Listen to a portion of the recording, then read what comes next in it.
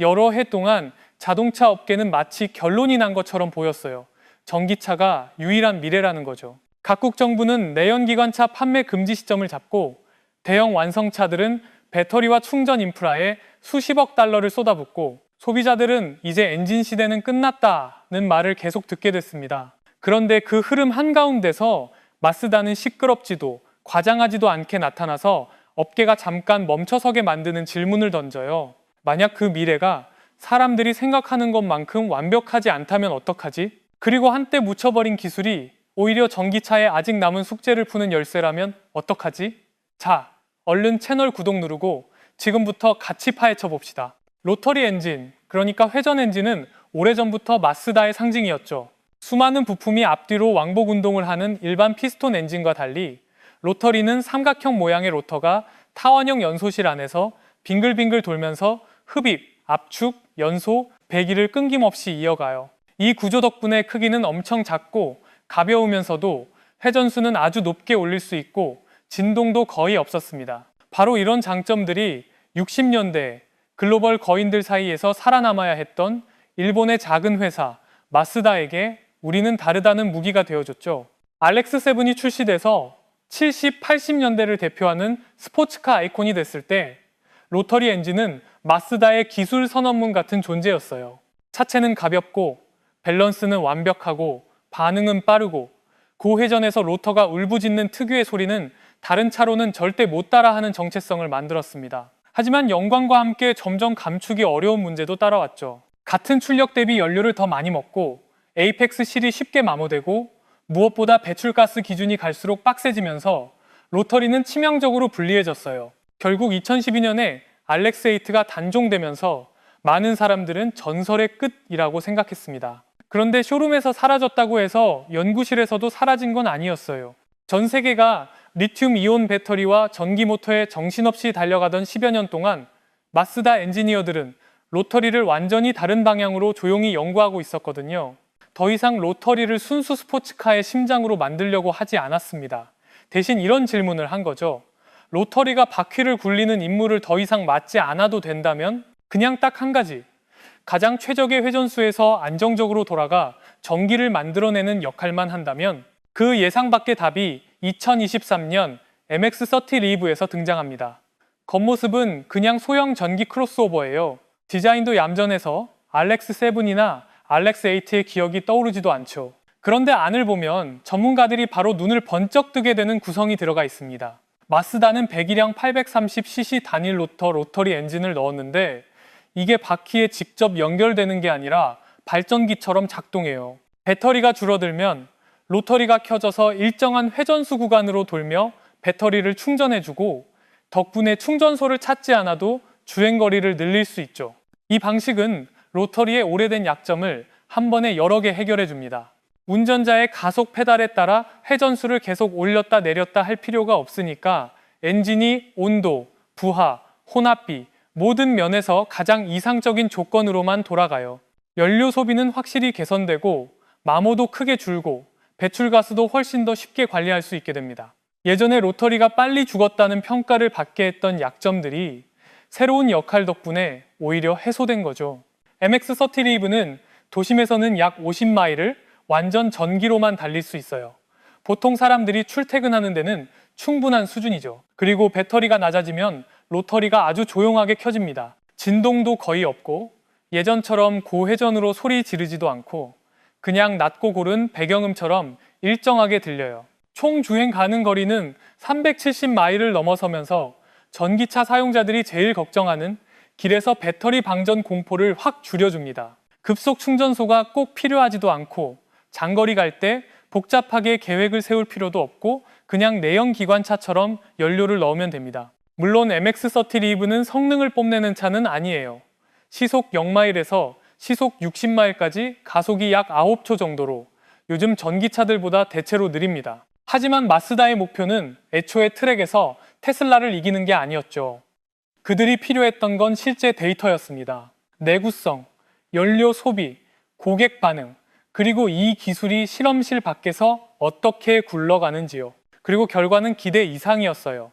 특히 충전 인프라가 아직 듬성듬성한 지역에서는 이런 구성이 주는 자유로움을 사람들이 높게 평가했습니다. 더 중요한 건 MX-30 리브가 아주 대담한 아이디어를 증명해줬다는 점이에요. 미래는 꼭 전부 아니면 전무일 필요가 없다는 것. 내연기관이냐 전기차냐 둘 중 하나만 고르라는 게 아니라 최적화된 내연기관과 전기구동을 똑똑하게 섞은 하이브리드 해법이 더 많은 사람들에게 더 나은 경험을 줄 수도 있다는 겁니다. 그런 관점에서 보면 작고 가볍고 안정적으로 돌릴 수 있는 로터리는 갑자기 딱 맞는 퍼즐 조각이 돼요. 사람들이 아직도 MX-30 리브가 퇴보인지 진보인지로 논쟁하는 사이 마쓰다는 더 큰 다음 수를 조용히 준비하고 있었습니다. 소재, 냉각, 고압 연료 분사, 연소 제어 같은 개선을 계속 다듬고 있었죠. 그런데 업계가 진짜로 신경 쓰기 시작한 건 상용차 한 대가 아니었습니다. 특허청에 제출된 겉보기엔 별것 아닌 듯한 기술 문서 한 장이었어요. 그 문서가 로터리 엔진의 다음 장을 열어 젖혔고 어쩌면 자동차 산업 전체의 기술 경쟁에도 새로운 판을 깔 수 있게 됐거든요. 만약 MX-30 리브가 그저 탐색전이었다면 전기차 업계 큰손들이 진짜로 움찔하게 만든 건 의외의 곳에서 나왔습니다. 사람들이 잘 안 보는 곳, 바로 특허 문서였죠. 요란한 홍보도 없고 거창한 출시 행사도 없이 마쓰다는 2025년 8월에 조용히 기술 자료를 제출합니다. 그런데 기계 도면의 언어를 읽을 줄 아는 사람들에겐 그게 거의 폭탄이었어요. 로터리 6행정 엔진, 내연기관이 100년 넘게 지켜온 상식을 정면으로 거스르는 설계였거든요. 기존 엔진은 피스톤이든 로터리든 기본적으로 4행정 사이클을 씁니다. 흡입, 압축, 연소, 배기, 마쓰다는 이 기반을 부수진 않았어요. 대신 거기에 뭔가를 더 얹었습니다. 두 개의 추가 행정은 단순히 출력을 올리려고 만든 게 아니라 그동안 버려지던 걸 뽑아 쓰려는 거였죠. 열, 그리고 연소 과정에서 제대로 활용되지 못한 화학 반응들, 바로 그 두 행정이 엔진의 성격 자체를 완전히 바꿔버립니다. 새 설계에선 연료가 단순히 태워서 회전력을 만든다로 끝나지 않아요. 추가 단계에서 고온의 혼합기와 열을 이용해 일반적인 탄화수소 연료에서 수소를 직접 분리해냅니다. 그리고 그 수소를 다시 로터리 연소실 안에서 태워서 에너지를 만들어요. 그러면 탄소 배출이 확 줄어듭니다. 남아있는 탄소도 그대로 밖으로 뽑는 게 아니라 시스템 안에서 붙잡거나 처리해서 배기구로 빠져나가는 이산화탄소를 크게 줄이는 방식이죠. 그래서 액체 연료를 쓰는데도 배출 수준이 현재 하이브리드들에 거의 근접하거나 어떤 조건에선 오히려 더 낮아질 수도 있다는 겁니다. 더 눈에 띄는 건 이 모든 과정이 엄청 작은 구조 안에서 이루어진다는 점이에요. 거대한 필터 장치나 별도의 연료 전지 시스템이 필요하지 않고 로터리의 작동 사이클 자체에 통합되어 있다는 거죠. 이건 피스톤 엔진이 구조와 운동 방식 때문에 사실상 따라하기 어려운 장점입니다. 마쓰다는 과거 로터리의 최대 악몽이었던 내구성도 정면으로 건드립니다. 에이펙스 실, 예전에 RX-7 오너들이 그렇게 스트레스 받던 그 부품 말이죠. 이걸 다이아몬드 형태의 탄소 코팅으로 덮어서 경도와 내마모성을 몇 배로 올렸다고 해요. 내부 시험 기준으로는 큰 오버홀을 하기 전 목표 수명이 약 15만 마일에서 20만 마일 정도라고 합니다. 현대 내연기관과 비슷하거나 오히려 더 나을 수 있다는 얘기죠. 이제 약한 엔진이라는 옛 이미지랑은 다른 겁니다. 열효율도 크게 개선됐습니다. 새 냉각 시스템은 오일 채널을 다시 설계해서 열을 더 빨리 빼주는데 냉각 성능이 약 30% 정도 좋아졌다고 합니다. 덕분에 분당만 회전처럼 고회전에서도 로터를 안정적으로 유지할 수 있고요. 여기에 초고압 연료 분사를 결합해서 연소가 더 완전하게 일어나도록 만들고 에너지 손실을 줄였습니다. 하이브리드 구성에선 추가 행정에서 남는 열을 수소 생성 과정의 보조로 써서 전체 효율을 한 단계 더 끌어올리는 구상까지 들어가 있어요. 그런데 전기차 업계가 진짜로 긴장하는 포인트는 기술이 신기하다 수준이 아닙니다. 무게와 비용이에요. 이 6행정 로터리 전체 블록이 무게가 100파운드도 안 된다고 하거든요. 한편 전기차 배터리 팩은 1000파운드에 가까울 정도로 무거울 수 있죠. 차이가 너무 큽니다. 가벼우면 차가 더 가벼워지고 핸들링이 좋아지고 생산에 들어가는 자원도 줄어듭니다. 게다가 마쓰다는 리튬이나 코발트, 희귀 금속처럼 공급망이 복잡하고 지정학적 리스크가 큰 자원에 덜 의존해도 됩니다. 일반적인 강철과 합금이면 충분하다는 거죠. 경제성 측면에선 이게 배터리 중심 순수 전기차 모델을 정면으로 때립니다. 배터리는 비싸고 차량 원가에서 차지하는 비중도 엄청 크잖아요. 그런데 큰 배터리 용량의 상당 부분을 작은 엔진으로 대체할 수 있다면 마쓰다 추산으로는 구동계 비용이 약 25% 정도 줄어들 수 있다고 합니다. 그러면 지금 전기차가 쉽게 못 내려오는 가격대로 고효율 하이브리드를 끌어내릴 가능성이 열리죠. 연료 유연성은 판을 더 복잡하게 만듭니다. 이 6행정 로터리는 휘발유만이 아니라 바이오 연료, 합성 연료, 심지어 순수 수소로도 돌릴 수 있게 설계됐다고 해요. 전기차가 전력망과 충전 인프라에 전적으로 의존하는 반면 마쓰다 해법은 에너지 환경이 다른 나라와 지역에 맞춰 여러 시나리오로 적응할 수 있다는 겁니다. 특히 전력 생산이 아직 석탄 비중이 큰 나라라면 전기를 더럽게 만들어 놓고 전기차로 충전하는 것보다 깨끗한 연료로 저배출 엔진을 돌리는 쪽이 오히려 더 친환경일 수도 있죠. 이런 다중 경로 때문에 분석가들도 질문을 다시 던지기 시작합니다. 만약 에너지의 미래가 하나의 길로만 가지 않는다면 배터리에 올인하는 게 정말 현명한 선택일까?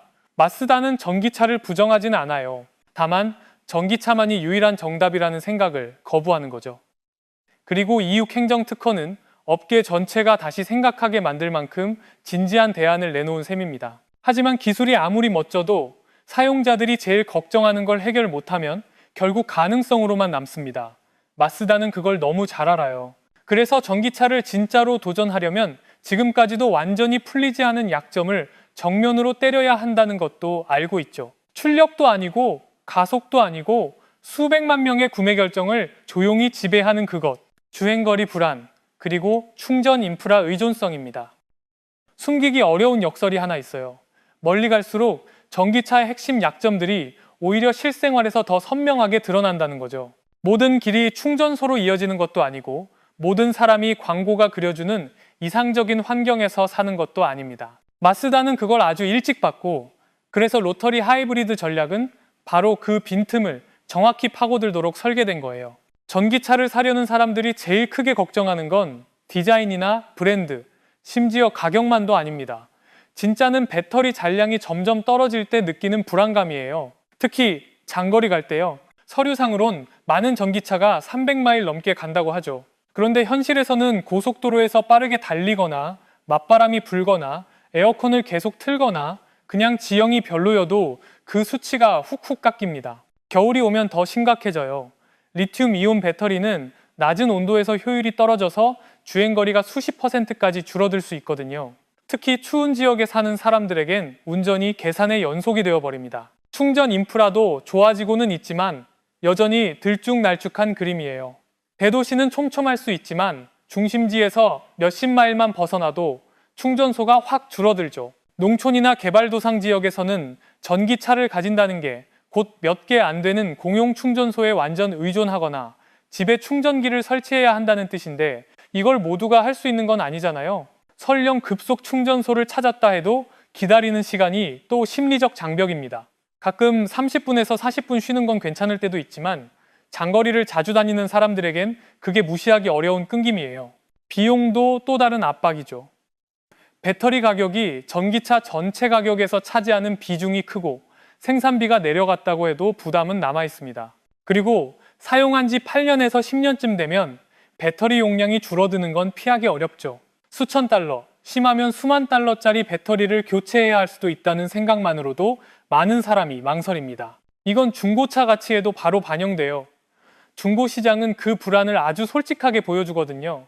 전기차가 휘발유차나 기존 하이브리드보다 더 빨리 가치가 떨어지는 경우가 많다는 거죠. 게다가 전기차의 친환경 이미지도 요즘은 의문이 붙기 시작했습니다. 리튬, 코발트, 희귀 금속을 캐는 과정에서 환경 문제가 심각하게 생기고 공급망에는 윤리적, 정치적 이슈도 따라오죠. 어떤 나라들은 전기가 여전히 화석연료 중심으로 만들어지기도 하고요. 그런 상황에선 전기차를 충전한다고 해서 사람들이 믿는 것만큼 전체 배출이 줄어들지 않을 수도 있습니다. 마쓰다는 전기차의 장점을 부정하진 않아요. 대신 소비자 심리에서 피로감이 생기고 있다는 걸 정확히 봅니다. 매번 이동할 때 너무 디테일하게 계획을 세워야 하는 피로감, 아직 덜 갖춰진 인프라에 의존해야 하는 피로감, 그리고 장기 비용이 얼마나 나올지 예측하기 어려운 피로감, 바로 그 걱정들이 교차하는 지점에 로터리 하이브리드를 전략적으로 올려둔 거죠. 일상에 충분한 순수 전기 주행거리와 작고 가벼운 로터리 발전기를 결합해서 마쓰다는 심리적인 안전망을 만들어줍니다. 운전자는 더 이상 배터리를 불안하게 바라볼 필요가 없어요. 전기가 떨어지면 회전 엔진이 켜지고 습관을 바꿀 필요 없이 그대로 계속 달리면 됩니다.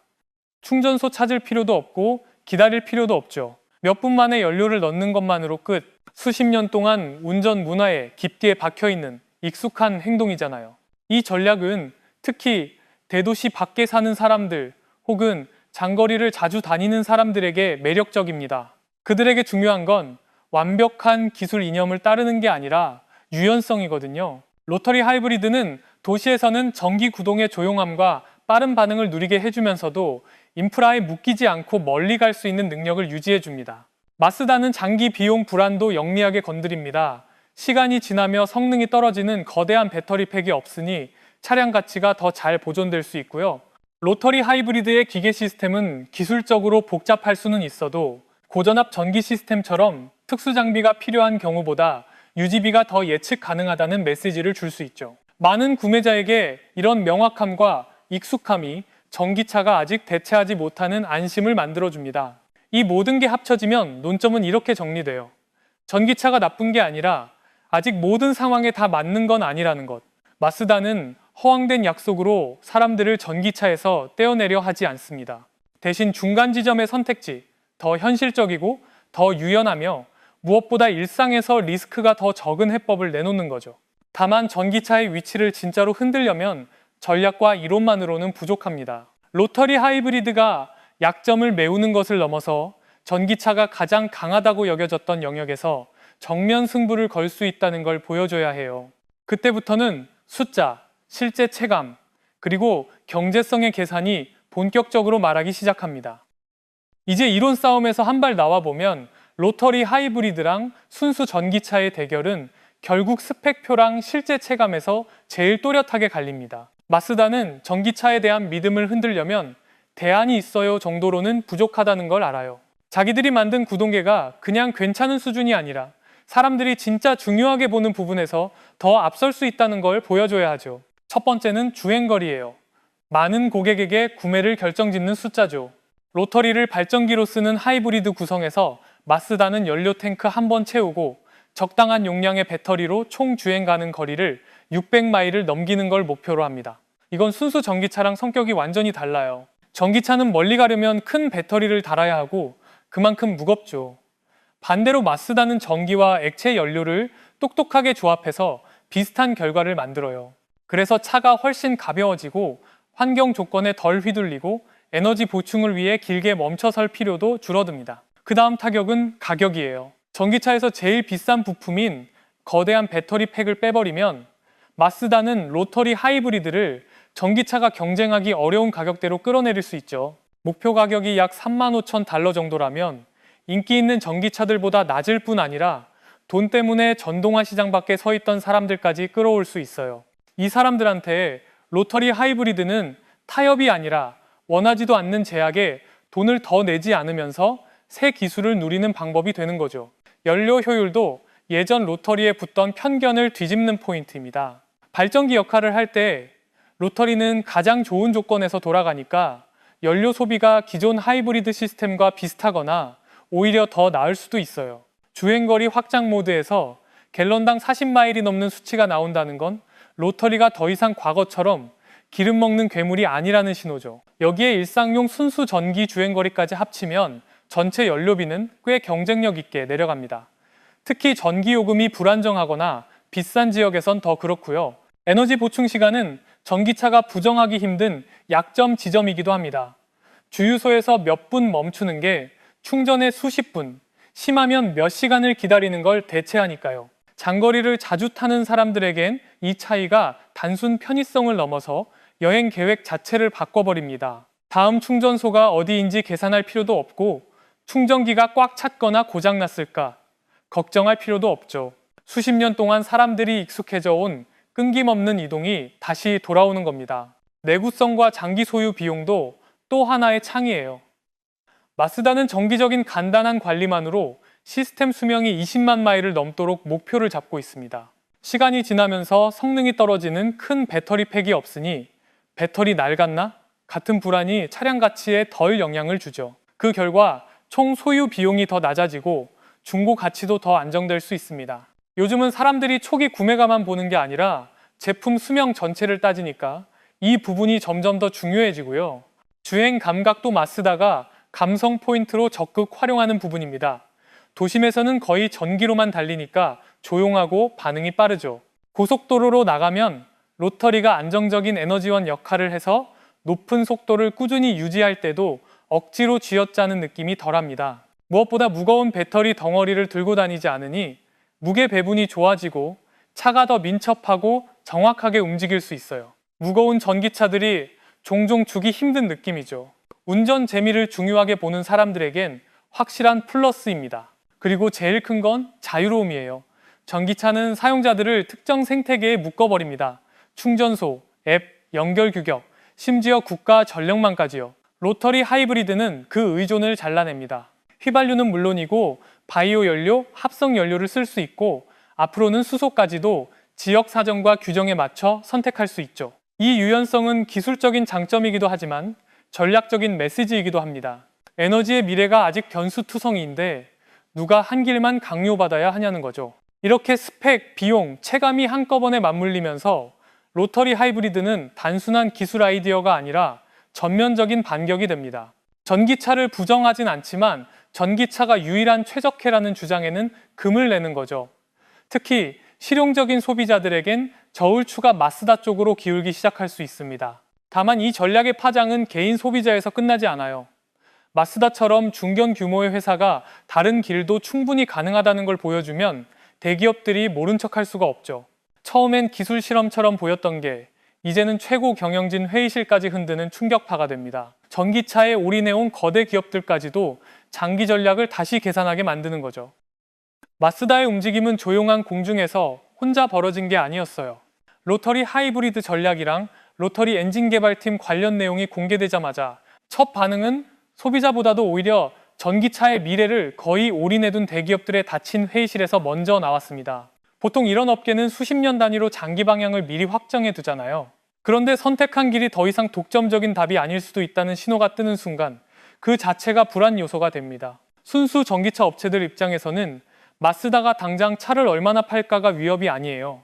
진짜 위협은 마쓰다가 이야기 자체를 바꿀 수 있다는 가능성입니다. 사람들이 미래가 배터리만 있는 게 아닐 수도 있네라고 믿기 시작하면 전기차 올인 전략의 기반 논리가 흔들리거든요. 테슬라는 소프트웨어랑 충전 네트워크라는 강점을 갖고 있지만 인프라가 아직 덜 깔린 시장에서는 그 강점이 예전만큼 설득력이 떨어질 수 있다는 걸 알아요. 어디서든 연료를 넣을 수 있는데도 대부분의 시간은 전기처럼 조용히 달리는 하이브리드가 나오면 전용 충전망이라는 독점적인 카드가 흐려지니까요. 아시아, 특히 중국에서는 또 다른 계산이 생깁니다.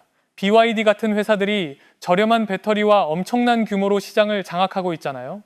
그런데 로터리 하이브리드는 다른 숙제를 던져요. 저가 전기차는 배터리 공급망과 보조금에 대한 의존도가 크고 희귀 금속 이슈도 늘 따라옵니다. 반면 큰 배터리가 필요 없고 희귀 금속 의존이 낮은 구동계가 등장하면 정책 변화나 글로벌 무역 변동이 심할 때 더 유연하게 대응할 여지가 커지죠. 그래서 전략 담당자들은 국제 시장 확대를 다시 계산해야 합니다. 나라별로 인프라도 다르고 전력원도 다르고 규제도 다르니까요. 일본에서는 영향이 좀 더 철학적인 수준으로 깊게 들어가요. 그동안 토요타는 전기차 흐름을 공격적으로 따라가지 않는다고 비판을 많이 받았죠. 하이브리드, 플러그인 하이브리드, 수소, 전기차를 다 가져가는 다중 전략이 결단력이 없다는 소리도 들었고요. 그런데 로터리가 효율적인 하이브리드 해법으로 다시 떠오르면 그 입장이 재평가될 수밖에 없습니다. 마쓰다는 말이 아니라 행동으로 한 기술에 전부 걸지 않는 게 오히려 현명할 수도 있다는 증거를 보여준 셈이니까요. 이 흐름이 커지면 일본 업체들끼리 차세대 하이브리드 플랫폼을 같이 개발하는 식의 협력 가능성도 더 열릴 수 있습니다. 유럽은 세계에서 가장 까다로운 배출 규정을 만드는 곳 중 하나잖아요. 여기서도 로터리 하이브리드는 예측하기 어려운 변수를 만들어냅니다. 많은 나라가 내연기관 금지를 목표로 잡아두면서도 동시에 합성 연료나 수소 같은 대체 연료에는 문을 열어두고 있어요. 만약 어떤 엔진이 이런 연료로 깨끗하게 돌 수 있다면 법을 만드는 사람들 입장에선 질문이 생기죠. 원리 때문에 금지할 것인가? 실제 배출량 기준으로 판단할 것인가? 만약 후자라면 로터리 하이브리드는 규제가 아주 빡센 시나리오에서도 살아남아 성장할 여지가 생깁니다. 미국에서는 반응이 좀 더 실용적이에요. 시장이 넓고 장거리 이동 수요가 크니까요. 포드나 GM 같은 전통 업체들은 이미 전기 플랫폼에 큰 돈을 넣었지만 만약 하이브리드가 소비자에게 확실한 이득을 준다면 그 흐름을 무시하기 어렵죠. 멀리 갈 수 있고 연료 보충이 빠르고 그러면서도 배출과 운영비를 줄이는 해법이라면 이건 배터리에만 올인이 아니라 여러 개발 방향을 병행해야 할 이유가 됩니다. 그런데 결정적인 순간은 대기업들의 반응이 아니라 결국 시장이 받아들이느냐에 달려 있어요. 마쓰다는 그걸 너무 잘 압니다. 모든 건 앞으로 나올 차들에 달려 있어요. 로터리 하이브리드를 단 스포츠카가 성능도 충분히 매력적이고 가격도 합리적이면 그 자체로 상징이 되겠죠. 하지만 진짜 시험대는 크로스오버나 패밀리카 같은 대중 모델입니다.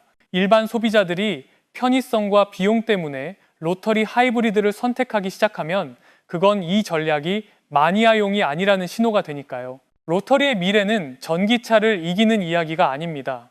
독점 구조를 깨는 이야기예요. 마쓰다는 세상을 과거로 되돌리려는 게 아니죠. 앞으로 가는 길에 다른 선택지를 하나 더 올려놓는 겁니다. 전기차는 계속 존재하고 발전하되 더 이상 유일한 답은 아닌 길, 내연기관이 사라지는 게 아니라 환경과 경험이라는 새로운 요구에 맞춰 진화하는 길 말이에요. 이 경쟁은 1년, 2년 안에 결판나지 않습니다. 연료 가격, 에너지 정책, 배터리 기술의 발전, 그리고 소비자 심리까지 다 걸려 있어요.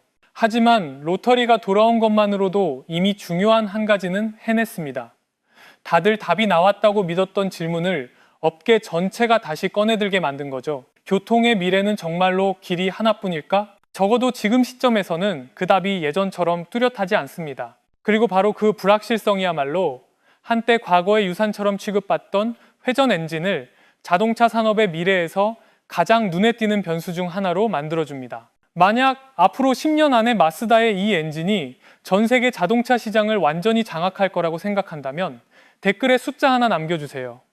좋아요랑 구독도 잊지 마시고요. 다음 영상은 더 재밌을 겁니다.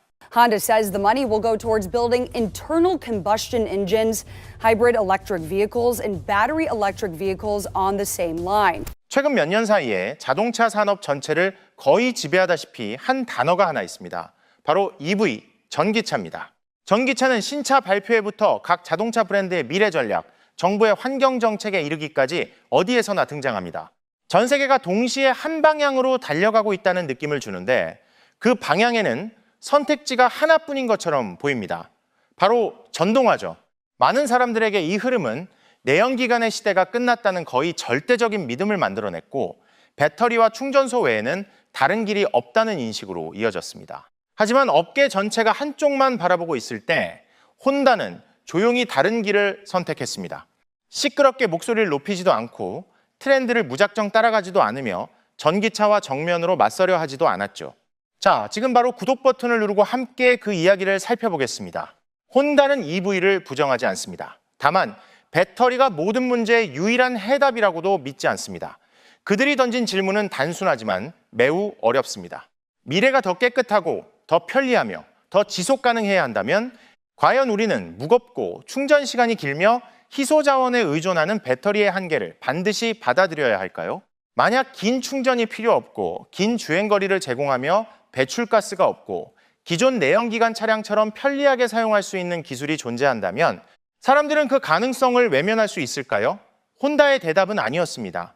그리고 바로 그 생각에서 또 하나의 길이 만들어졌습니다. 바로 수소입니다.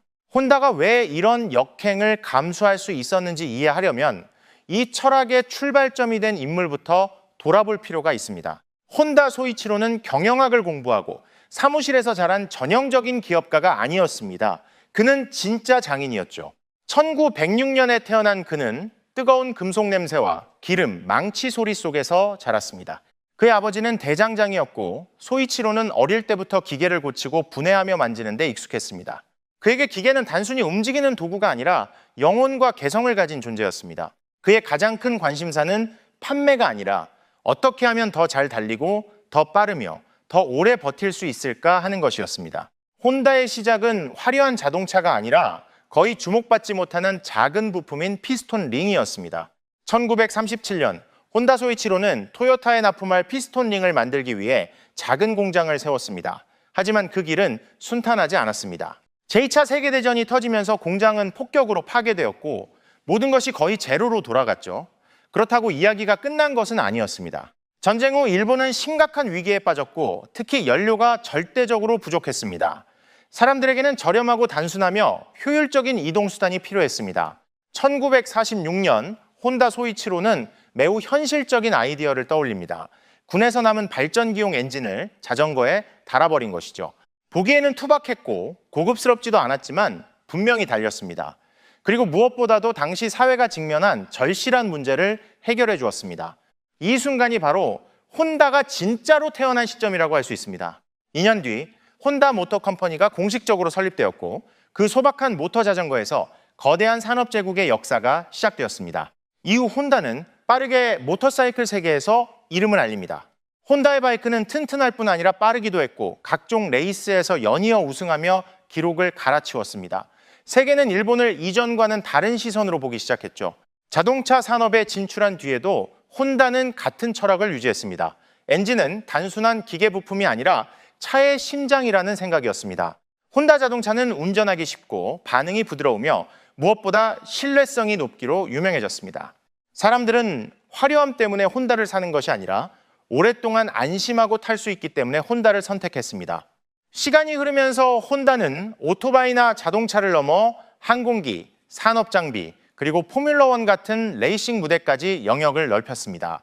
기름 묻은 손의 한 기술자에서 출발해 기술을 최우선으로 두는 글로벌 기업을 만들어낸 것이죠.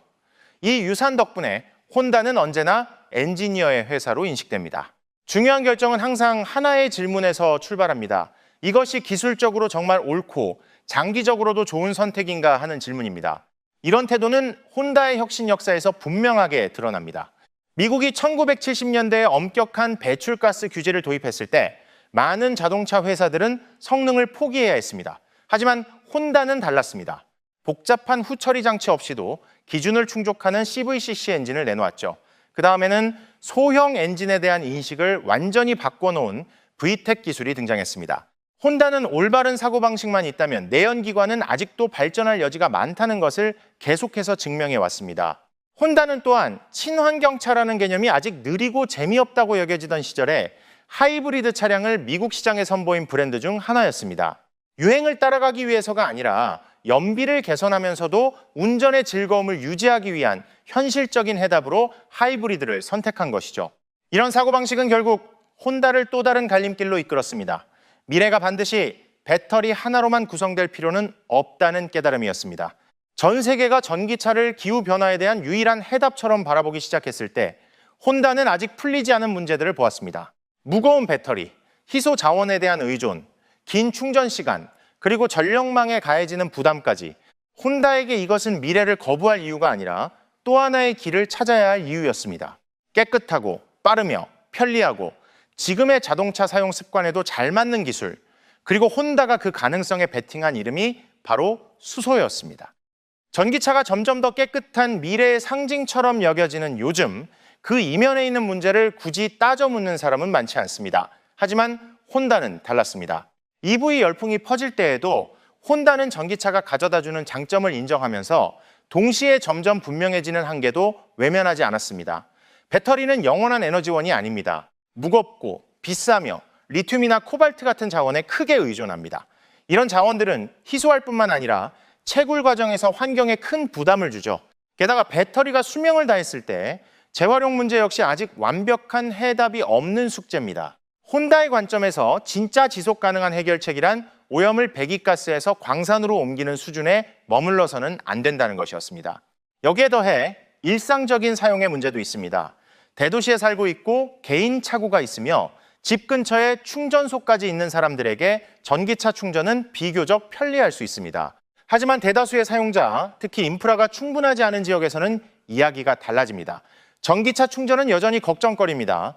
급속 충전소에서 수십 분을 기다리거나 집에서 몇 시간씩 충전해야 하는 불편함은 내연기관 차량에서는 한 번도 겪지 않았던 문제입니다. 장거리 여행을 떠날 때면 남은 주행거리와 다음 충전소 위치를 계속 신경 써야 하는 불안도 따라옵니다. 혼다는 이 현실을 분명히 보았고 대중을 설득하려면 새로운 기술이 기존 차량만큼 아니 그보다 더 편리해야 한다고 믿었습니다. 바로 그 지점에서 수소가 등장합니다. 수소는 에너지 산업에서 새로운 개념은 아니지만 자동차 분야에서는 늘 너무 복잡하거나 현실성이 떨어진다는 평가를 받아왔습니다. 하지만 혼다에게 수소는 명확한 장점을 가진 기술이었습니다. 연료 전지에서 수소가 산소와 반응해 전기를 만들어내고 그 부산물은 오직 물뿐입니다. 유해한 배기가스도 없고 이산화탄소도 없으며 소음도 거의 없습니다. 무엇보다 중요한 점은 수소 충전이 몇 분이면 끝난다는 것입니다. 주유하듯 짧은 시간에 충전이 가능하고 한 번 충전으로 긴 거리를 주행할 수 있습니다. 혼다는 수소를 말로만 이야기하지 않았습니다. 2015년 혼다는 하나의 전환점이 되는 차량을 선보입니다. 바로 혼다 클래리티 연료전지 모델이었죠. 이 차는 전시용 컨셉카가 아니라 실제로 판매되고 일상에서 탈 수 있는 양산차였습니다. 일본과 미국 일부 지역에서는 일반 소비자가 직접 구매해 매일 사용할 수 있었습니다. 클래리티는 기존의 가솔린차나 전기차를 개조한 모델이 아니라 처음부터 수소 연료전지 시스템에 맞춰 설계된 차량이었습니다. 덕분에 공간 활용, 효율, 안전성 면에서 최적화를 이룰 수 있었죠. 클래리티는 수소가 단순한 이론이 아니라는 점을 분명히 보여주었습니다. 연료를 가득 채우면 약 579km 정도를 주행할 수 있었는데 이는 당시 많은 전기차보다 뛰어난 수준이었습니다. 연료 충전 시간은 대략 3분에서 5분 정도에 불과했고 주행 감각은 부드럽고 조용해서 최신 전기차와 다를 바 없었습니다. 혼다에게 이 차는 수소 연료 전지가 개인용 차량에서도 충분히 현실적인 선택이 될 수 있다는 확실한 증거였습니다. 하지만 기술이 준비되었다고 해서 시장도 준비된 것은 아니었습니다. 클래리티가 어려움을 겪은 이유는 품질이 아니라 주변 환경이었습니다. 수소 충전소의 수가 극히 제한적이었죠. 캘리포니아 일부 지역과 일본을 제외하면 선택지는 거의 없었습니다. 장거리 이동을 할 때마다 충전소 위치를 꼼꼼히 계산해야 한다는 점은 많은 사람들에게 부담으로 다가왔습니다. 여기에 소비자 인식도 한몫했습니다. 수소는 복잡하고 낯설게 들렸던 반면 전기차는 콘센트에 꽂고 달리면 된다는 단순한 이미지로 적극적인 홍보를 받았기 때문입니다. 전기차는 정부의 강력한 지원을 등에 업었습니다. 보조금, 세금 혜택, 충전소 인프라 구축까지 전방위적인 지원이 이어졌죠. 반면 수소차는 제대로 된 무대를 얻지 못했습니다. 대규모 홍보도 없었고 명확한 정책적 지원도 부족했으며 소비자를 대상으로 한 정보 확산 노력도 거의 없었습니다.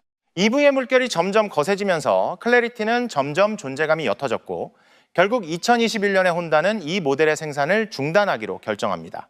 그러나 클래리티의 중단이 곧 수소 포기를 의미한 것은 아니었습니다. 오히려 혼다는 이 시기를 전략을 다시 점검하는 계기로 삼았습니다. 클래리티는 기술이 충분히 잘 작동하고 신뢰할 수 있으며 일상 사용에도 적합하다는 점을 이미 증명했습니다. 문제는 기술이 아니라 타이밍과 인프라였죠. 그 당시 세상은 아직 수소를 받아들일 준비가 되어 있지 않았을 뿐 미래까지 그럴 것이라는 보장은 없었습니다. EV가 계속 발전하는 동시에 한계도 점점 드러나는 동안 혼다는 조용히 연료전지 기술을 다듬어 왔습니다. 시스템을 더 작고 더 저렴하며 더 쉽게 적용할 수 있도록 개선하는 데 집중했습니다. 동시에 이 과정을 가속화해줄 파트너도 찾았습니다. 그리고 그 시점에 제너럴 모터스가 등장합니다. 혼다와 GM의 협력은 단순한 비용 분담이 아니라 혼다의 엔진 개발 경험과 GM의 전동화 기술이 결합된 시너지였습니다. 클래리티를 통해 혼다는 중요한 교훈을 얻었습니다.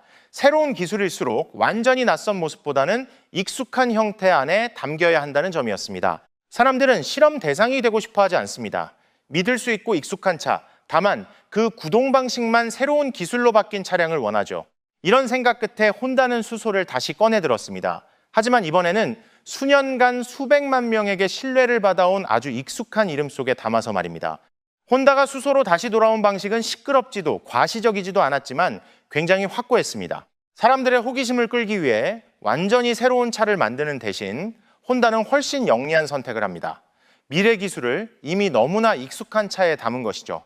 CR-V는 전 세계적으로 혼다를 대표하는 베스트셀링 SUV 중 하나로 가족용차, 내구성, 실용성의 상징 같은 존재입니다. 혼다가 이 CR-V에 수소를 적용했다는 건 메시지가 아주 분명합니다. 이건 실험실 속 테스트가 아니라 일상생활을 위한 현실적인 해답이라는 뜻이죠.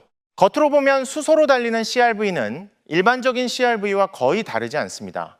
과하게 미래적인 디자인도 아니고 낯설게 느껴질 요소도 없습니다. 오히려 이 점이 가장 큰 장점입니다. 사용자는 이상한 차에 적응할 필요가 없습니다. 하지만 익숙한 외형 아래에는 완전히 다른 시스템이 숨어 있습니다. 가솔린 엔진도 없고 몇 시간씩 충전해야 하는 대형 배터리도 없습니다. 대신 차 뒤쪽에는 고압 수소 탱크 2개가 안전하게 배치돼 있고 바닥 아래에는 컴팩트한 연료 전지 시스템이 자리 잡고 있습니다. CR-V 수소 모델의 작동 원리는 단순하면서도 효율적입니다. 저장된 수소가 공기 중의 산소와 연료 전지 안에서 반응해 전기를 만들어내고 이 전기가 전기 모터를 구동해 바퀴를 움직입니다. 이 과정에서 유해한 배기가스는 전혀 나오지 않고 부산물은 물뿐입니다. 냄새도 없고 연기도 없으며 소음도 거의 없습니다. 주행 감각은 즉각적이고 부드러워서 전기차와 매우 비슷하지만 충전 시간을 걱정할 필요는 없습니다. CR-V 수소가 진짜로 빛나는 부분은 사용 경험입니다. 수소를 채우는 데 걸리는 시간은 약 3분에서 5분 정도로 주유하는 것과 거의 같습니다. 그 이후에는 멈출 필요 없이 수백 킬로미터를 주행할 수 있습니다. 장거리 이동이 잦거나 충전 스케줄에 얽매이고 싶지 않은 사람들에게는 엄청난 장점이죠. 충전소를 찾아 헤매거나 길 한복판에서 몇 시간을 기다릴 필요가 없습니다. 모든 과정이 빠르고 익숙하게 이루어집니다. 혼다는 안전과 편의성도 놓치지 않았습니다. 수소 탱크는 강한 충돌에도 견딜 수 있도록 설계되어 가장 엄격한 기준을 충족합니다. 여기에 더해 CR-V 수소 모델은 역방향 전력 공급 기능도 갖추고 있어서 정전이 발생했을 때 가정용 전자기기에 전기를 공급할 수 있습니다. 비상 상황에서는 이 차가 단순한 이동 수단을 넘어 믿을 수 있는 예비 전력원이 되는 셈입니다.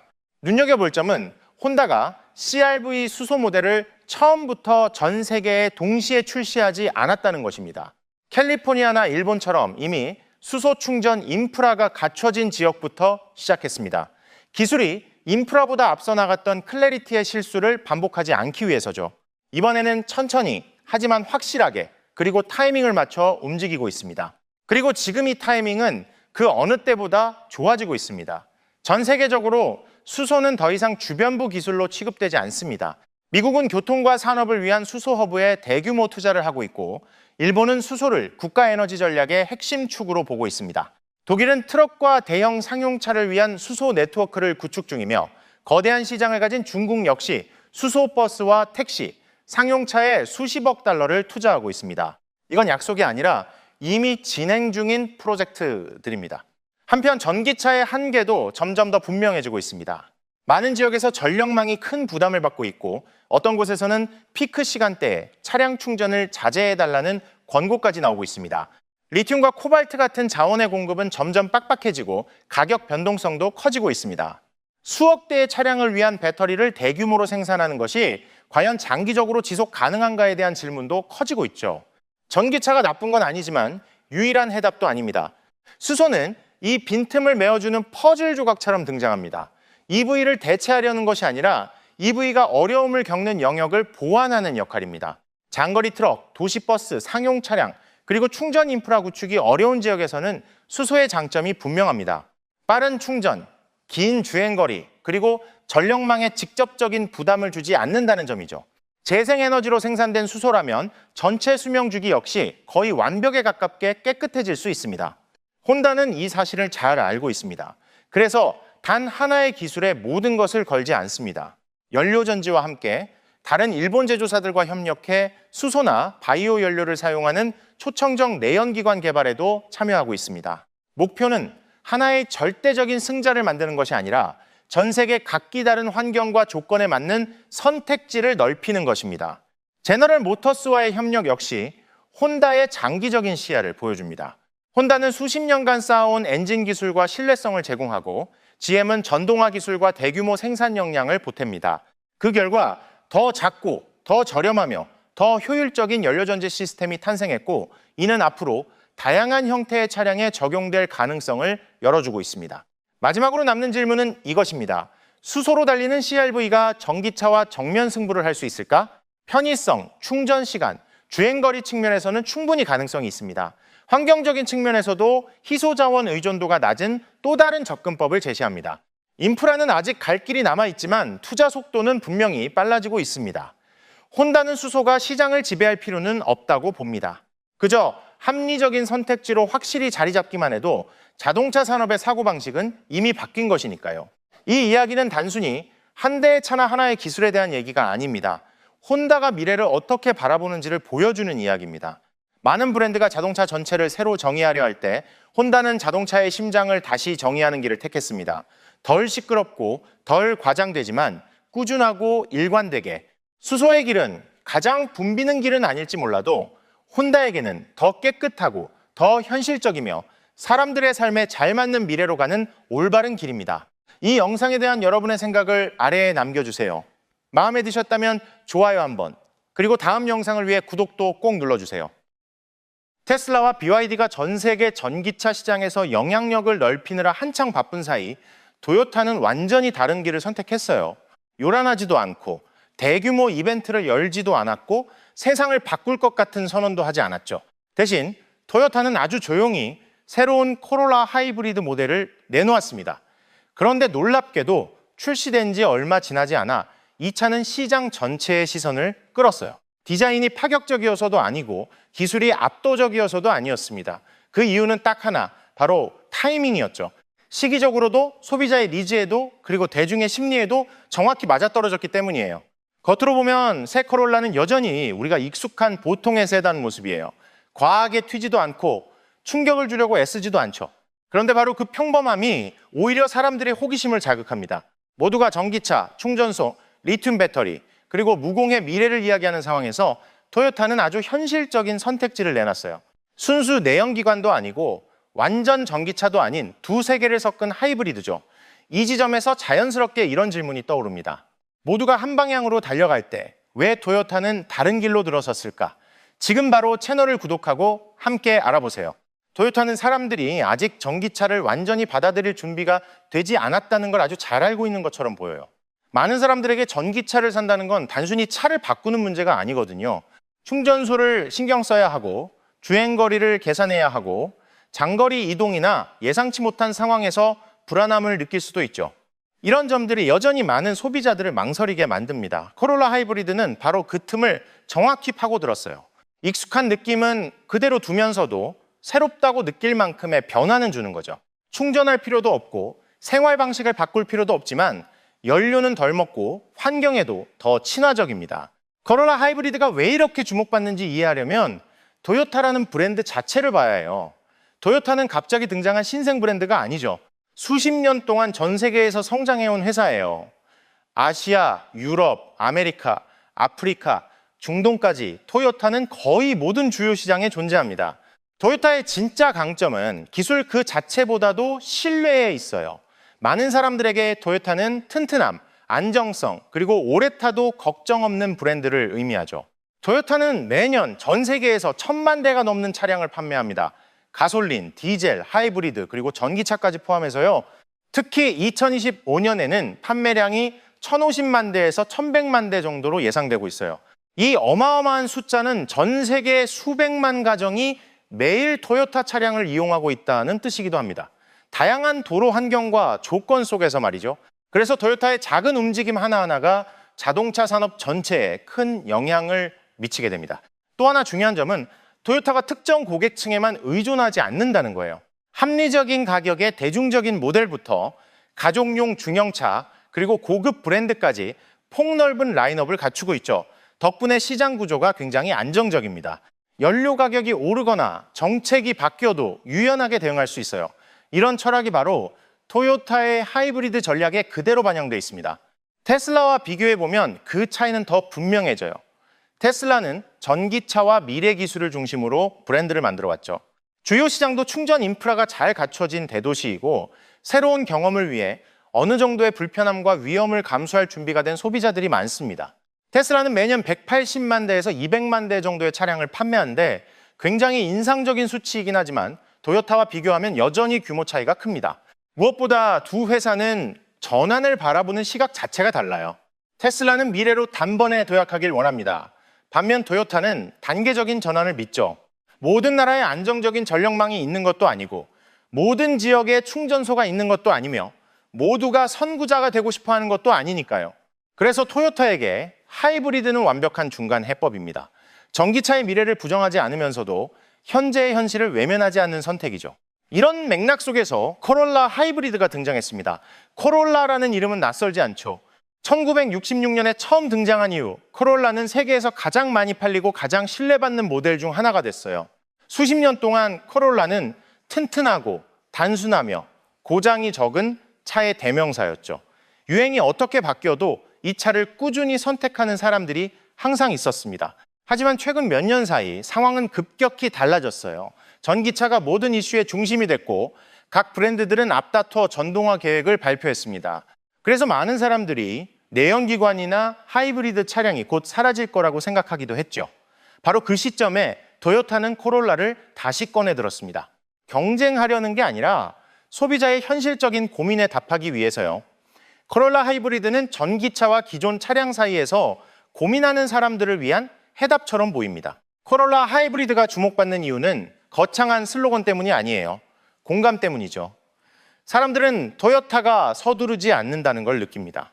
토요타는 오랜 시간 하이브리드 기술을 연구해왔고 소비자들이 전기차에 대해 질문하기 시작하는 바로 그 타이밍을 기다렸어요. 충전 인프라, 배터리 비용, 실사용의 불편함에 대한 걱정이 커질수록 코롤라 하이브리드는 점점 더 합리적인 선택으로 보이기 시작했습니다. 너무 새로워서 불안하지도 않고 너무 낡아서 뒤처진 느낌도 없는 선택. 화면에서 눈 떼지 마세요. 이제부터가 진짜 중요한 이야기, 토요타가 고객에게 전하고 싶은 핵심 메시지가 이어집니다. 코롤라 하이브리드가 왜 이렇게 영리한 선택으로 평가받는지 이해하려면 토요타가 수년 동안 꾸준히 다듬어온 하이브리드 기술의 본질부터 봐야 해요. 하이브리드는 토요타에게 전혀 새로운 개념이 아닙니다. 전기차가 유행이 되기 훨씬 전부터 토요타는 이 기술을 세대에 걸쳐 조용히 완성해 왔어요. 토요타에게 하이브리드는 임시 방편이 아니라 효율과 내구성 그리고 편의성 사이의 균형을 찾기 위한 장기적인 연구의 결과입니다. 사용자 입장에서 보면 하이브리드의 작동 원리는 아주 단순해요. 차에는 두 가지 동력이 있습니다. 하나는 가솔린 엔진, 또 하나는 전기 모터죠. 시동을 걸고 저속으로 움직일 때, 특히 교통체증이 심한 상황에서는 전기 모터가 대부분의 역할을 맡습니다. 차는 부드럽게 굴러가고 소음도 거의 없고 떨림도 느껴지지 않아요. 사실 이런 구간이 기존 내연기관 엔진이 연료를 가장 많이 소모하는 상황인데 토요타는 바로 이 점을 활용해서 효율을 극대화했습니다. 운전자가 가속이 필요하거나 고속도로처럼 속도를 유지해야 할 때는 가솔린 엔진이 자동으로 개입해요. 상황에 따라서는 두 동력이 함께 작동해서 힘은 충분히 유지하면서도 연료는 아낄 수 있게 합니다. 이 모든 과정은 전부 자동으로 이루어져요. 운전자는 버튼을 누를 필요도 없고 모드를 고를 필요도 없으며 심지어 지금 전기를 쓰고 있는지 연료를 쓰고 있는지도 정확히 알 필요가 없습니다. 모든 계산과 제어는 토요타의 시스템이 알아서 처리하죠.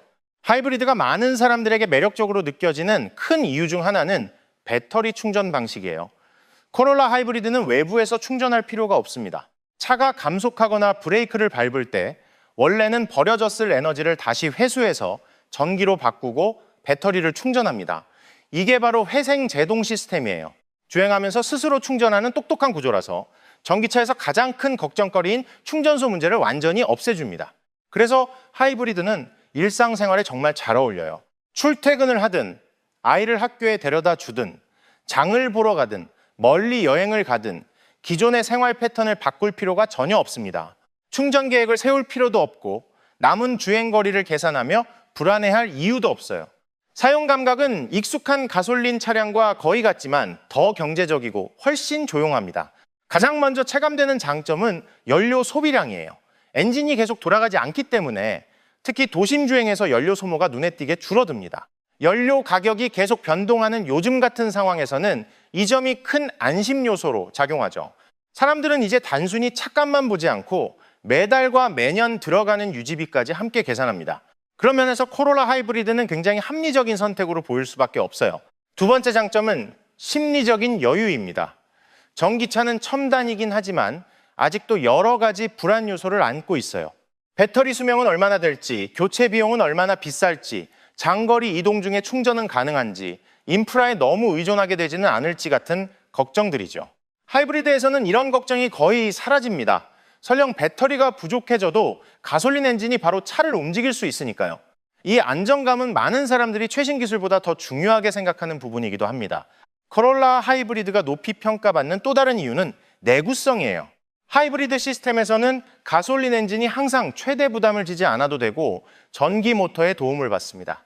그만큼 마모가 줄고 엔진과 관련 부품의 수명도 길어지죠. 이게 바로 토요타가 늘 강조해온 철학입니다. 종이 위에서 숫자만 좋아 보이는 성능보다 실제 사용 환경에서 오래 안정적으로 탈 수 있는 차를 만드는 것 말이에요. 주행 감각 역시 큰 장점 중 하나예요. 도심에서는 코롤라 하이브리드가 굉장히 부드럽고 조용한 느낌을 줍니다. 멈췄다 출발하는 상황이 반복돼도 기존 가솔린 차량처럼 피로하지 않아요. 고속도로에서도 차는 안정적이고 추월이나 장거리 주행에 필요한 힘도 충분합니다. 연비 좋은 차라고 해서 힘이 부족하지 않을까 하는 걱정, 그런 불안감을 느낄 필요가 없죠. 토요타가 전기차에 올인하지 않고 하이브리드를 선택한 이유는 변화가 느려서가 아닙니다. 토요타는 세상이 균일하지 않다는 걸 잘 알고 있어요. 어떤 나라는 이미 전기차를 쓸 준비가 되어 있지만 아직 인프라가 부족한 지역도 훨씬 많습니다. 하나의 해답을 모두에게 강요하면 오히려 문제만 커질 수 있다고 보는 거죠.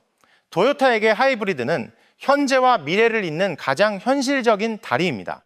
코롤라 하이브리드는 이런 접근 방식을 가장 잘 보여주는 사례예요. 사용자가 새로운 사용법을 배워야 할 필요도 없고 생활 습관을 바꿀 필요도 없지만 더 깨끗한 기술 쪽으로 자연스럽게 한 걸음 나아가게 해줍니다. 많은 사람들에게 이 차는 이상적인 과도기적 선택입니다. 전기주행의 감각, 정숙함, 에너지 효율을 먼저 경험한 뒤 완전 전기차로 넘어갈 준비를 할 수 있으니까요. 이런 단순함과 현실성이 바로 코롤라 하이브리드가 점점 더 많이 언급되기 시작한 이유입니다.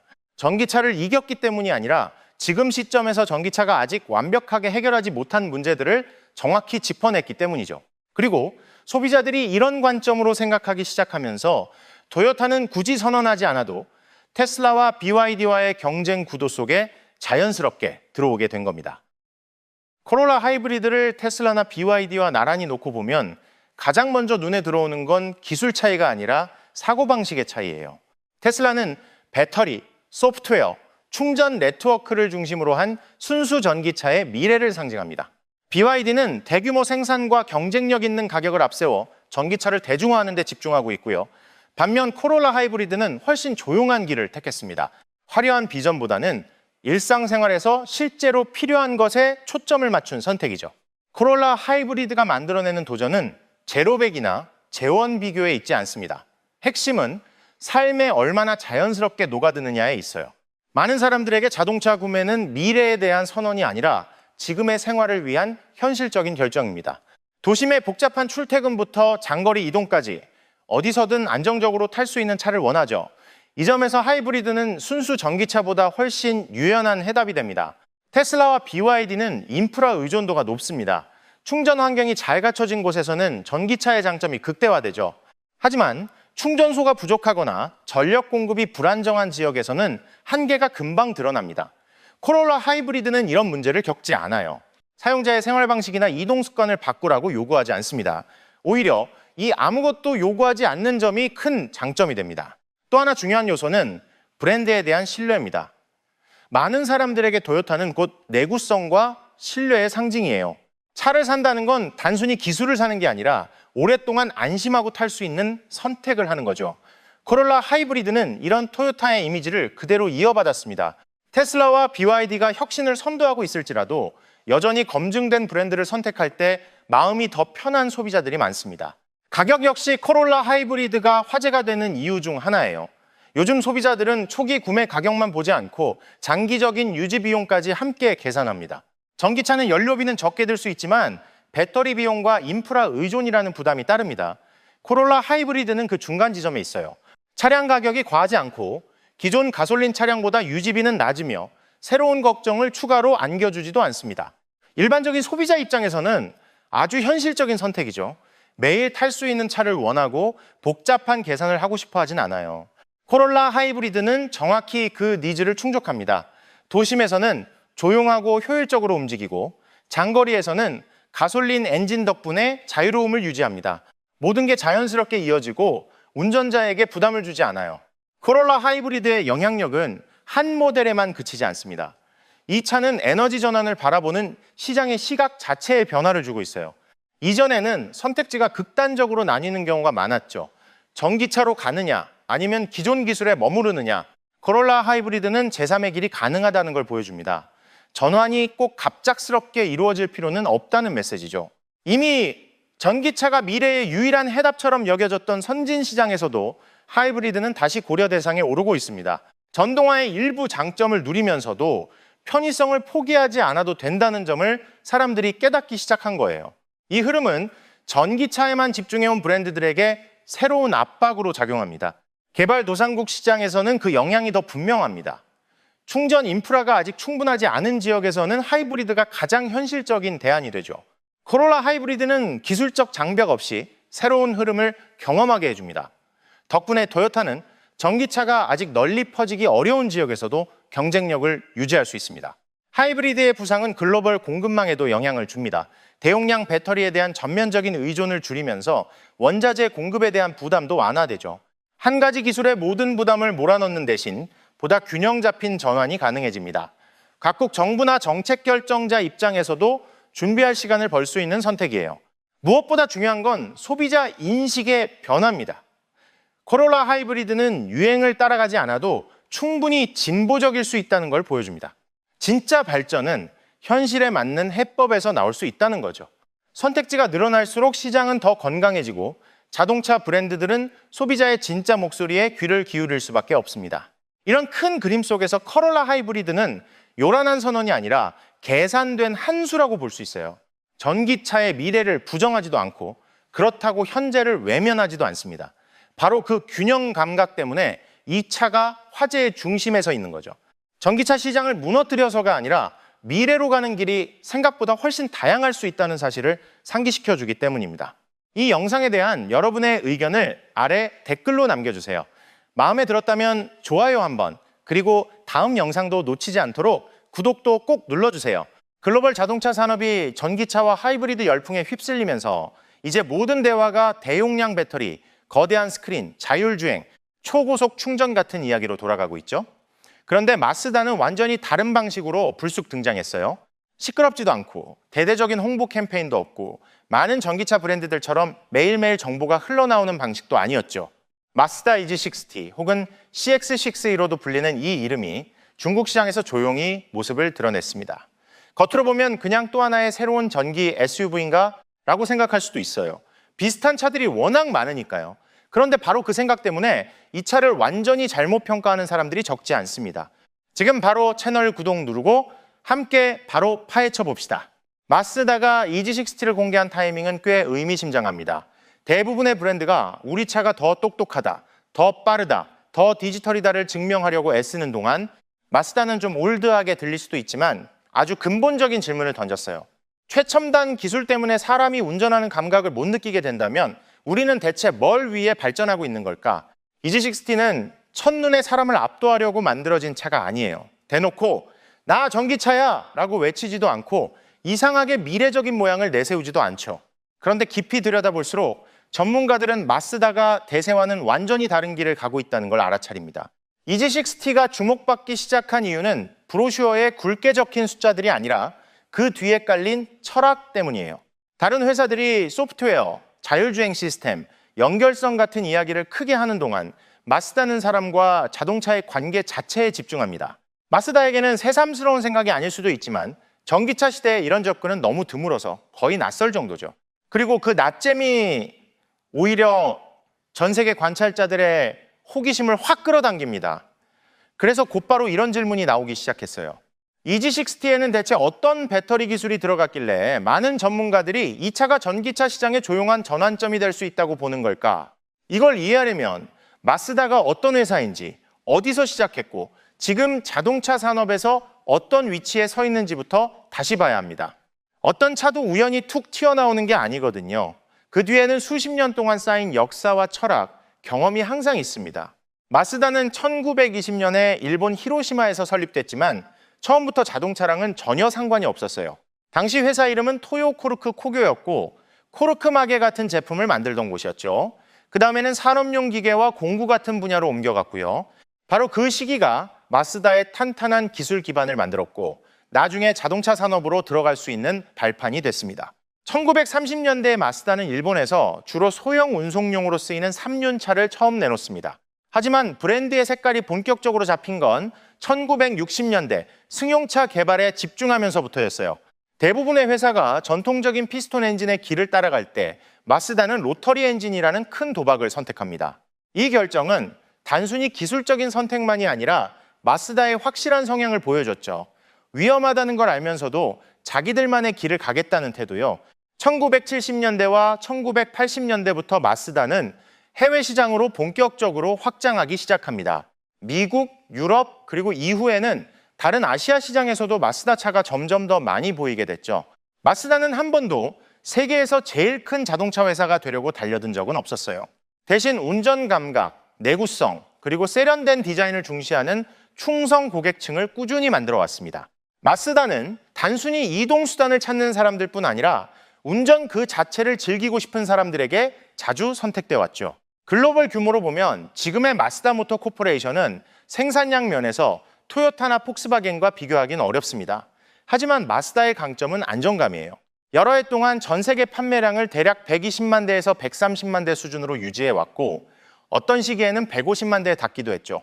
팬데믹 이후 자동차 산업 전체가 온갖 어려움을 겪던 때에도 마쓰다는 시장에서 꽤 의미 있는 존재감을 유지했습니다. 미국은 일본 밖에서 마쓰다에게 가장 큰 시장이고 여기서는 신뢰성과 친근한 주행감으로 좋은 평가를 받습니다. 유럽에서는 과하게 과시하지 않으면서도 적당히 고급스러운 느낌을 주는 선택지로 여겨지고요. 인도 같은 시장에서는 존재감이 제한적이지만 글로벌 관점에서 보면 여전히 존중받는 이름입니다. 최근 몇 년 동안 마쓰다는 아주 분명한 전략을 밀고 있어요. 무조건 유행을 따라가기가 아니라 기술을 맞는 타이밍에 넣겠다는 거죠. 많은 회사가 전기차 경쟁에 뛰어들 때 마쓰다는 좀 더 느긋해 보였습니다. 먼저 하이브리드로 시작했고 그 다음 플러그인 하이브리드로 넘어갔고 충분히 무르익었다고 판단했을 때에야 순수 전기차로 들어왔죠. 그래서 마쓰다가 늦었다, 심지어 뒤처졌다는 말도 들었습니다. 하지만 사실은 자기들 방식대로 조용히 준비해 온 거예요. EG60는 마쓰다가 이제 전기차 시대에 마쓰다식으로 들어갈 준비가 됐다는 걸 보여주는 첫 결과물입니다. 처음부터 마쓰다는 EG60가 모두를 위한 차가 아니라는 걸 분명히 했습니다. 전기차를 기술기기처럼 여기고 모든 게 자동으로 돌아가서 운전자는 그냥 수동적인 역할만 하면 된다고 생각하는 사람들을 위한 차가 아니에요. EG60는 마쓰다가 오랫동안 들어온 피드백에서 출발했습니다. 전기차에서 운전 감각이 점점 사라지고 있다는 이야기요. 요즘 EV들은 가속 성능은 대단하지만 핸들은 감정이 없고 노면 반응은 흐릿하고 운전자는 마치 진짜 차가 아니라 전자 시스템을 조작하는 느낌을 받는 경우가 많습니다. EG60는 그 문제에 대한 마쓰다의 답입니다. EG60는 마쓰다가 매일매일 차를 타면서도 여전히 차를 느끼고 싶은 사람들을 위해 그린 전기차예요. 폭발적이거나 과장된 감정이 아니라 내가 컨트롤하고 있다는 느낌, 즉각적인 반응, 그리고 달릴 때의 균형감 같은 것들이죠. 마쓰다는 전기차를 사는 모든 사람이 운전을 전부 기계에 맡기고 싶어하는 건 아니라고 봅니다. 이미 전기차를 경험해봤고 기술에도 익숙하지만 점점 차와의 연결감이 사라진다고 느끼는 사람들이 분명히 존재하거든요. 이 G60는 바로 그런 사람들을 위해 개발됐습니다. 도심에서 매일 출퇴근하고 주말에는 장거리 운전을 하면서도 내연기관이 없어도 여전히 생생한 주행 감각을 원하는 사람들을 겨냥한 차예요. 여기서 마쓰다의 철학은 아주 단순하고 명확합니다. 사람을 전기차에 맞추게 하는 게 아니라 전기차가 사람에게 맞춰야 한다는 거죠. EG60는 혁명적인 제품이라고 홍보되지 않습니다. 대신 전기차도 여전히 운전자 중심으로 설계될 수 있다는 하나의 증거처럼 제시돼요. 마쓰다는 운전 경험에서 사람의 역할을 지우려 하지 않고 오히려 운전자를 다시 중심으로 끌어옵니다. 이게 바로 핵심적인 차별점이고 EG60의 디자인과 기술, 전반적인 접근 방식의 출발점이기도 합니다. 외관 디자인에서도 EG60는 마쓰다의 이런 역행 성향을 그대로 보여줘요. 요즘 많은 전기차들이 날카로운 선, 과감한 형태, 길게 이어진 LED 조명으로 미래적인 인상을 강조하는 반면 마쓰다는 절제된 길을 택했습니다. EG60는 처음 봤을 때 충격을 주는 차는 아니에요. 하지만 자세히 볼수록 각 라인의 균형과 조화가 눈에 들어옵니다. 차체 비율은 세심하게 계산돼 있고 표면은 매끈하며 불필요한 요소가 없습니다. 이 디자인은 순간적인 시선을 끌기보다는 시간이 지나도 질리지 않는 미적 지속성을 목표로 합니다. 마쓰다는 현대적이라는 걸 증명하기 위해 굳이 이상하게 생길 필요는 없다고 믿어요. EG60는 자신이 전기차라는 걸 과시하지 않습니다. 잘 다듬어진 성숙하고 깊이 있는 SUV처럼 보이죠. 덕분에 요즘 전기차들이 자주 겪는 문제, 즉 디자인이 너무 빨리 구식이 되는 걸 피할 수 있습니다. 출시 당시엔 엄청 미래적으로 보이지만 몇 년 지나면 금방 낡아 보이는 전기차들이 많잖아요. 마쓰다는 EG60가 10년이 지나도 여전히 매력적으로 보이길 원했고 그래서 과한 요소들을 의도적으로 배제했습니다. 실내 공간도 같은 철학을 그대로 반영합니다. EG60는 운전석을 스크린으로 가득 찬 조종실처럼 만들지 않았어요. 기술은 존재하지만 딱 필요한 만큼만 있습니다. 디스플레이는 합리적인 위치에 배치돼 있고 꼭 필요한 정보만 보여줘서 운전자가 부담을 느끼지 않게 합니다. 에어컨, 주행 모드, 기본 설정 같은 중요한 기능들은 여전히 물리 버튼을 유지했어요. 덕분에 시선을 도로에서 오래 떼지 않고도 빠르게 조작할 수 있습니다. 마쓰다는 모든 사소한 조작을 터치 메뉴 안에서 찾아야 하는 게 정신적으로 꽤 피곤한 일이라고 봅니다. EG60는 차 사용법을 따로 배울 필요가 없도록 설계됐어요. 모든 게 자연스럽게 느껴지고 마치 오래전부터 타던 차처럼 익숙합니다. 실내는 깔끔하고 집중감이 있으며 기술 쇼룸보다는 진지한 운전 공간을 원하는 사람들에게 잘 어울립니다.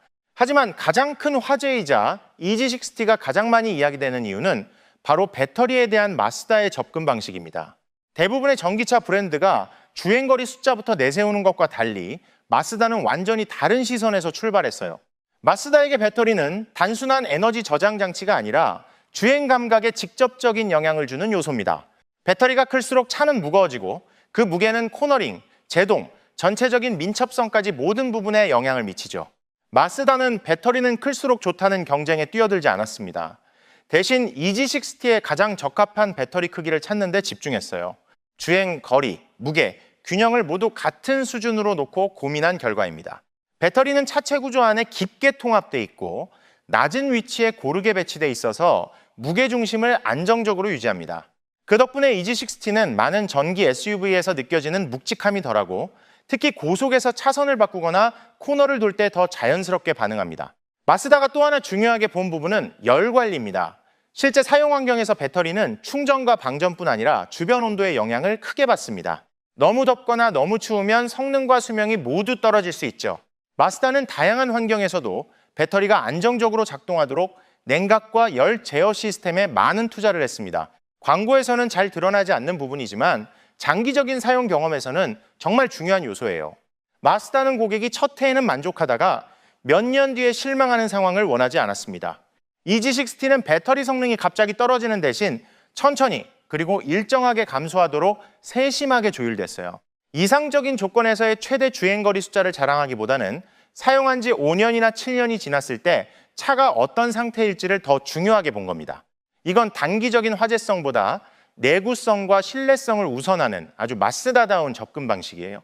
마쓰다는 초고속 충전 경쟁에도 무작정 뛰어들지 않았습니다.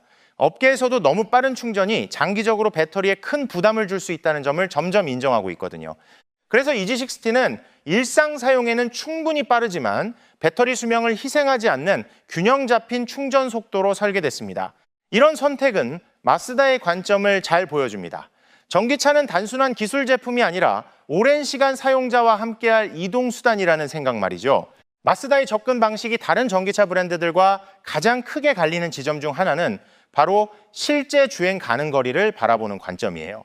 많은 브랜드들이 종이 위에서는 굉장히 인상적인 숫자를 내세우지만 마쓰다는 실제 일상에서의 경험이 이상적인 테스트 조건과는 꽤 다르다는 걸 잘 알고 있습니다. 복잡한 도심 교통, 극단적인 날씨, 항상 켜져 있는 에어컨, 그리고 사람마다 다른 운전 습관까지 이런 요소들이 모두 실제 주행 가능 거리에 직접적인 영향을 주죠.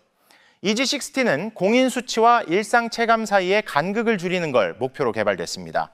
약속으로 사람을 설득하기보다는 일관성을 통해 신뢰를 쌓겠다는 선택이에요. EG60의 출력 배분과 가속 페달 반응 역시 이런 철학을 그대로 반영합니다. 처음 몇 초 동안 와 하는 느낌을 주기 위해 갑자기 튀어나가듯 가속하지 않아요. 대신 구동력이 부드럽고 선형적으로 전달돼서 다양한 상황에서 운전자가 훨씬 쉽게 컨트롤할 수 있습니다. 천천히 운전하든 비교적 빠르게 가속하는 스타일이든 EG60는 항상 안정적이고 예측 가능한 반응을 유지해요. 마쓰다는 재원표에 적힌 가속 숫자보다 운전자가 느끼는 자신감이 더 중요하다고 봅니다. 마쓰다가 특히 신경 쓴 또 하나의 요소는 바로 사용자 심리입니다. 전기차의 가장 큰 장벽은 인프라나 가격만이 아니라 불안이거든요. 길 한가운데서 배터리가 다 될까 봐 걱정하고 배터리가 빨리 닳지는 않을지, 나중에 교체 비용이 얼마나 들지 같은 고민들이죠. EG60는 이런 불안을 한 번에 없애겠다고 약속하지 않습니다. 대신 안정적이고 예측 가능하며 믿을 수 있는 차를 만들어서 그 걱정을 조금씩 그리고 오래도록 줄여나가려 합니다. 마쓰다는 공포를 단번에 지우기보다는 천천히 사라지게 하는 방식을 택했어요. 그래서 EG60의 영향력은 특정 시장에만 머무르지 않습니다. 중국에서 처음 공개됐지만 곧바로 전 세계 분석가들의 관심을 끌었죠. 모두가 같은 방향으로 달려가는 산업 속에서 마쓰다는 갑자기 다른 길로 방향을 틀었습니다. EG60는 분명한 메시지를 던져요. 전기차가 꼭 기술쇼일 필요는 없다는 것. 여전히 자동차로서의 본질과 운전 경험이 중심이 될 수 있다는 거죠. 미국 시장에서는 EG60의 영향이 이미 전기차를 소유해본 경험이 있는 사람들 사이에서 가장 뚜렷하게 나타날 가능성이 큽니다. 이들은 기술에 더 이상 낯설지 않고 집에서 충전하는 생활에도 익숙하며 전기차를 일상적으로 사용해온 사람들이에요. 그런데 몇 년이 지나면서 편리함과는 별개로 운전할 때의 연결감이 부족하다는 걸 느끼기 시작한 경우도 많습니다. EG60는 기술을 거부하지 않으면서도 기술이 사람을 압도하지 않게 하는 또 하나의 선택지로 등장합니다. 만약 이 고객층이 EG60를 받아들인다면 다른 자동차 브랜드들도 전기차 경험이 무엇인지 다시 정의해야 할 상황이 올 수 있어요. 유럽에서는 디자인과 주행 감각에 대한 가치가 항상 중요하게 여겨지는데 EG60의 접근 방식은 이런 취향과 잘 맞습니다. 차분하고 성숙한 디자인은 과시보다는 세련됨을 중시하는 유럽 시장과 자연스럽게 어울려요. EG60는 전기차도 충분히 고급스러울 수 있으며 굳이 과하게 미래적인 요소를 덧붙이지 않아도 된다는 걸 보여줍니다. 이는 전기차는 반드시 튀어 보여야 현대적이라는 인식을 서서히 바꿀 수도 있습니다. 세계에서 가장 빠르게 성장하는 전기차 시장 중 하나인 중국에서는 EG60가 당장 큰 판매 폭발을 일으키긴 어려울지도 모릅니다. 하지만 이 차의 진짜 영향은 생각의 방향에 있어요. 신차가 끊임없이 나오고 기술이 매년 바뀌는 시장에서 마쓰다는 중요한 질문을 던집니다. 변화의 속도가 항상 발전을 의미하는 걸까? EG60는 더 느리고 더 신중하지만 대신 더 깊이 있는 접근 방식을 상징합니다. 이 질문은 소비자뿐 아니라 산업 전체를 향한 것이기도 해요. 또 하나의 잠재적인 결과는 배터리와 주행거리 자체를 바라보는 시선의 변화입니다. 만약 사람들이 이론적인 최대 수치보다 실제로 안정적인 사용 범위를 더 중요하게 여기기 시작한다면 대용량 배터리 경쟁은 자연스럽게 속도가 늦춰질 수 있습니다. 이는 생산 비용을 낮출 뿐 아니라 원자재 공급망과 환경에 가해지는 부담도 줄여줄 수 있죠. 마쓰다는 이런 말을 직접적으로 하진 않지만 EG60는 가장 많음보다 충분함이 더 중요할 때도 있다는 걸 은근히 보여줍니다. 기술에 대한 접근에서도 마쓰다는 일관된 입장을 유지합니다. 디지털은 도와주는 역할이지 지배해서는 안 된다는 거죠. EG60는 소프트웨어나 운전자 보조 시스템을 거부하지 않지만 그것들은 어디까지나 배경에 놓입니다. 경험의 중심은 여전히 사람입니다. 물리 버튼을 남겨둔 것도 보수적이어서가 아니라 의도적으로 주의 분산을 줄이기 위한 선택이에요. 마쓰다는 운전자의 집중 자체를 전자 시스템만큼이나 중요한 안전 요소로 봅니다. EG60는 혁신의 상징이 되려고 애쓰지 않습니다. 하룻밤 사이에 산업을 바꾸겠다고 약속하지도 않죠. 하지만 바로 그 겸손함 때문에 이 차는 더 눈에 띕니다. 소음으로 가득 찬 시장에서 EG60는 조용한 목소리로 말합니다. 만약 이 차가 사람들이 전기차에서 진짜로 원하는 게 무엇인지 스스로에게 묻게 만든다면 그 자체로 이미 큰 성공일 거예요. 마지막으로 EG60는 아주 단순한 사실을 다시 떠올리게 합니다. 기술이 아무리 발전해도 차는 결국 차라는 것. 운전의 즐거움, 컨트롤하는 감각, 사람과 기계 사이의 연결은 여전히 가치가 있습니다. 점점 더 많은 사람들이 이걸 깨닫게 된다면 전기차 시장의 방향도 조금씩 균형을 찾아가겠죠. 그리고 때로는 가장 오래 영향을 미치는 변화가 가장 조용하게 과장이나 소란 없이 시작되기도 합니다. 이 영상에 대한 여러분의 생각을 아래 댓글로 남겨주세요. 재밌게 보셨다면 한 개의 라이크도 잊지 말고 다음 영상을 위해 구독도 꼭 눌러주세요.